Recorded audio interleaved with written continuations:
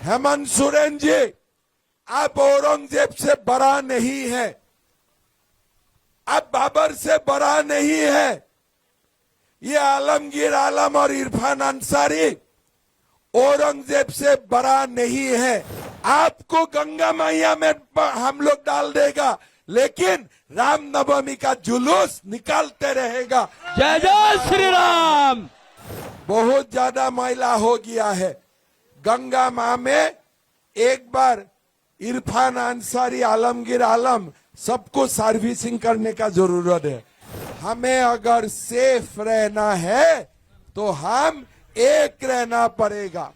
विभाजन लाने के लिए ये राहुल गांधी, इरफान अंसारी, आलमगीर आलम हर चुनाव में कोशिश करता है। हमें लाचार मत समझो। ये हरिनारायण जी विधायक थे, मंत्री थे।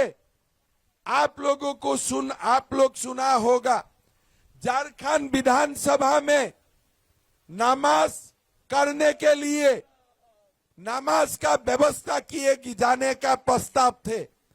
अरे हेमंत सोरेन जी, अगर विधानसभा में नमाज होते हैं, हमारा विधायक भी हनुमान चालीसा करेगा। ये भी आप सुन लो, ये भी आप सुन लो। आज आप लोग सोच सकते हो परिवेश कितना बदल चुका है। आज झारखंड में कोई जगह में रामनवमी का जुलूस निकालने नहीं दिया जाते हैं। दुर्गा मां का विसर्जन करने नहीं दिया जाते हैं। अरे भैया, बाबर ने भी कोशिश किया होगा, अर्जुन ने भी कोशिश, औरंगजेब ने भी कोशिश किया होगा ये रामनवमी का जुलूस बंद करने का। वो भी कोशिश किया होगा दुर्गा पूजा को बंद करने का। लेकिन हिंदू ने कभी हमारा धर्म और हमारा संस्कृति को उनका हाथ में हवाला नहीं किया। हमने जय जय श्री राम। हमने वही काम करते रहा जो हमें करने का इजाजत थे। हेमंत सोरेन जी, आप औरंगजेब से बड़ा नहीं है, आप बाबर से बड़ा नहीं है।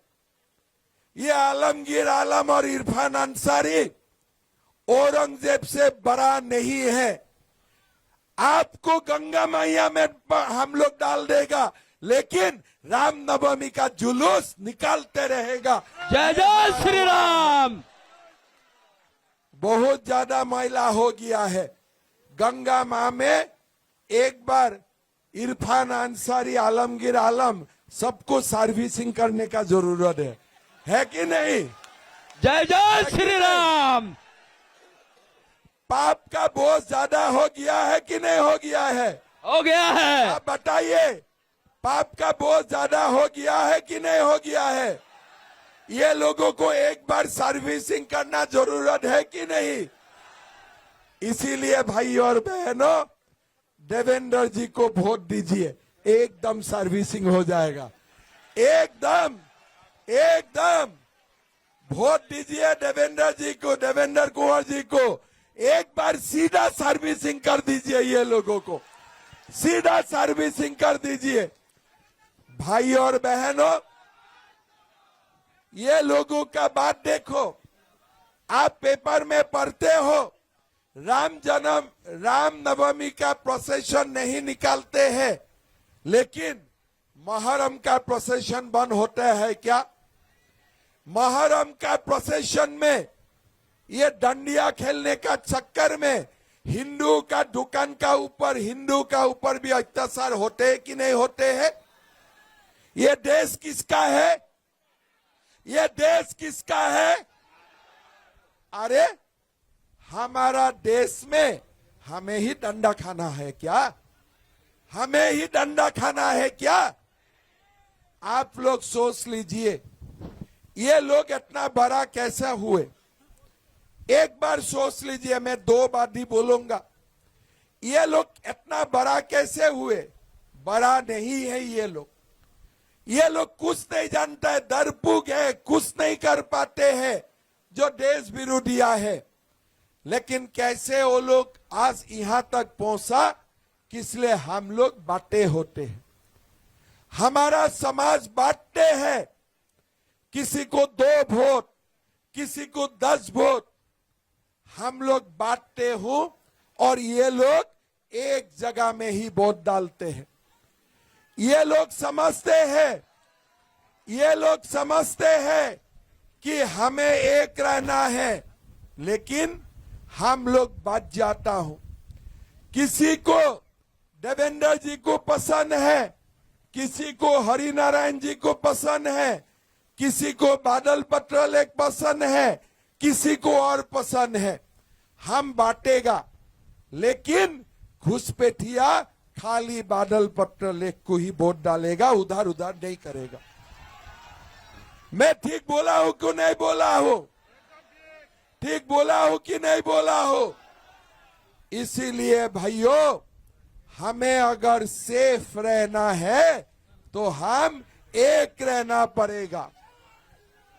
हमें अगर सेफ रहना होगा तो हमको एक रहने का सीखना पड़ेगा। भाई और बहनों, बार बार आएंगे, मोदी जी आरक्षण बंद करेगा।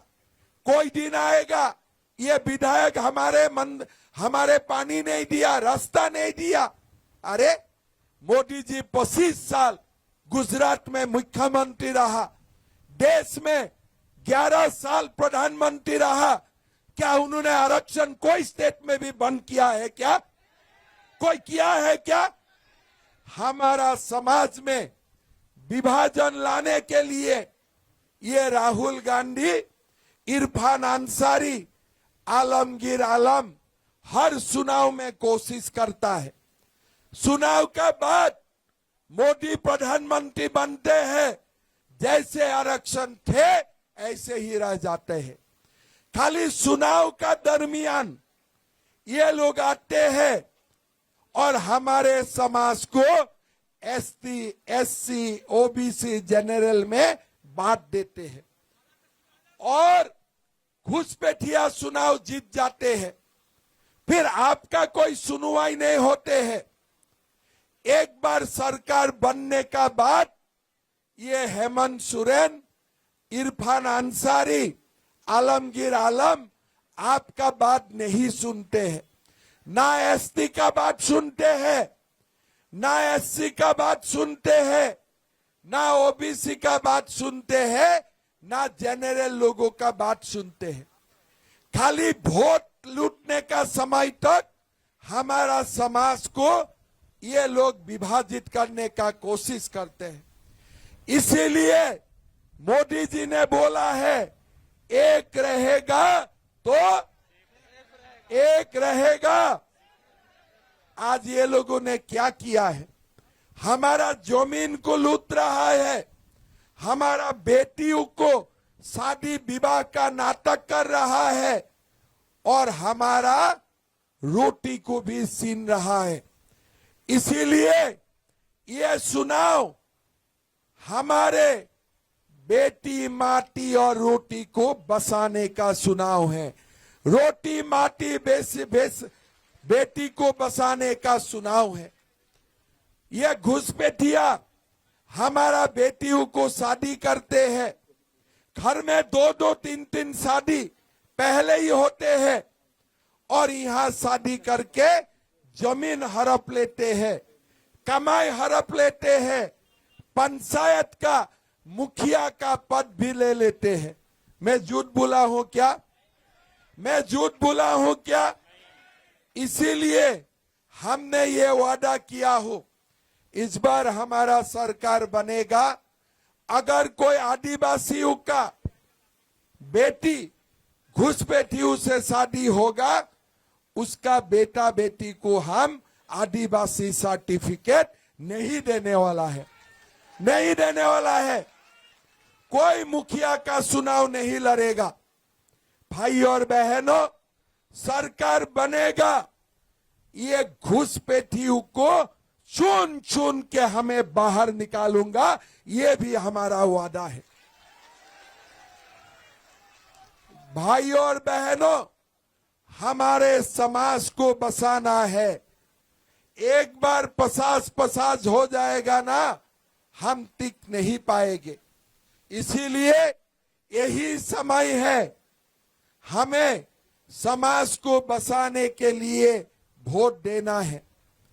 मैं बार बार बोलता हूं, हेमंत सोरेन आपका बात कुछ नहीं सुनते हैं।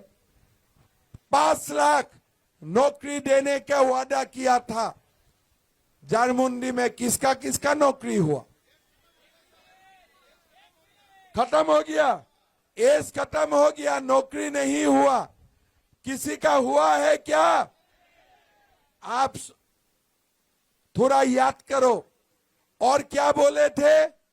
जब तक नौकरी नहीं होगे 5,000 रुपया 7,000 रुपया का भत्ता मिलेगा। किसको किसको मिले हैं? किसको किसको मिले हैं? अभी आप देखिए, 5 लाख नौकरी आपको नहीं मिला, 5,000 रुपया नहीं मिले, 7,000 रुपया नहीं मिले। ठीक बोल रहा हूं ना मैंने? ठीक बोला हूं ना मैंने? सोने का सिक्का किसको किसको मिले? क्या बोले थे? बेटी और बहू का शादी होने में सोने का सिक्का मिलेगा। और सोने का सिक्का जब तक नहीं होगा 51,000 रुपया मिलेगा। किसको किसको सोने का सिक्का मिले? किसी को मिले? किसी को मिले? ये सारे सोने का सिक्का आलमगीर आलम खा गया। पूरा पूरा सोने का सिक्का आलमगीर आलम खा गया।